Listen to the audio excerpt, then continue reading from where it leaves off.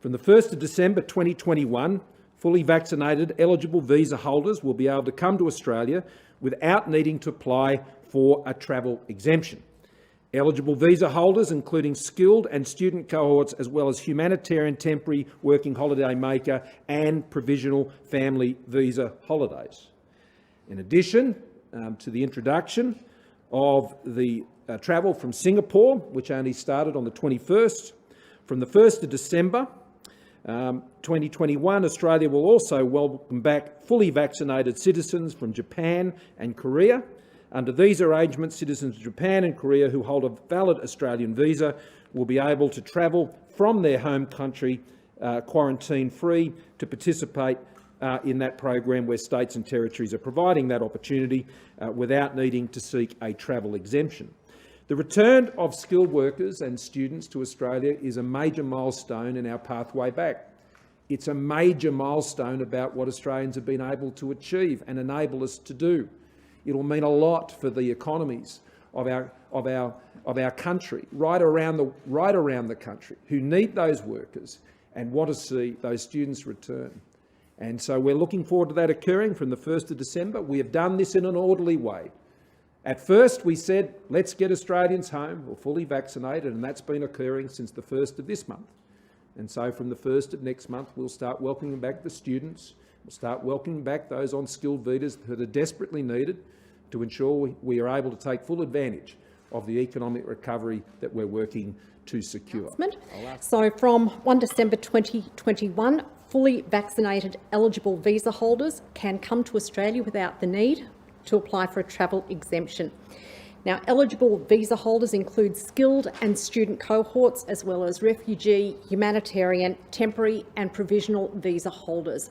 A full list of the eligible subclasses is now available on the Home Affairs website. Now, in order to be able to access the new provisions, travellers will need to be fully vaccinated. They will need to provide proof of their vaccination status, and they will need to present a negative PCR test that has been taken within 3 days prior to their departure.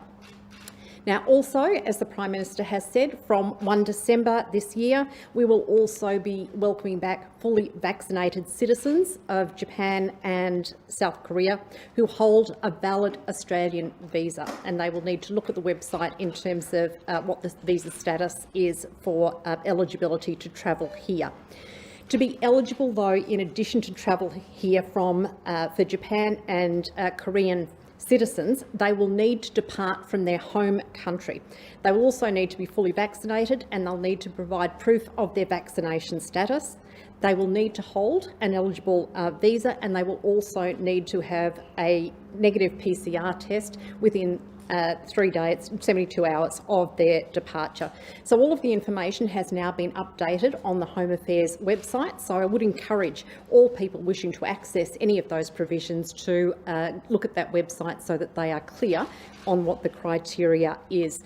But these changes are crucially important to Australia as we go through our reopening phase. It is, as I've indicated, another step forward to us. Australians are looking forward to what the future holds for them in a post-COVID world, and the Morrison government is doing all that it can to ensure that we are working in a timely but safe manner to open Australia's borders. My understanding is we're expecting probably around about 200,000 or thereabouts that fit into the skilled and other visa categories that we would hope would take this up. Whether they take them all up in December or they take them up in January, well, we'll see.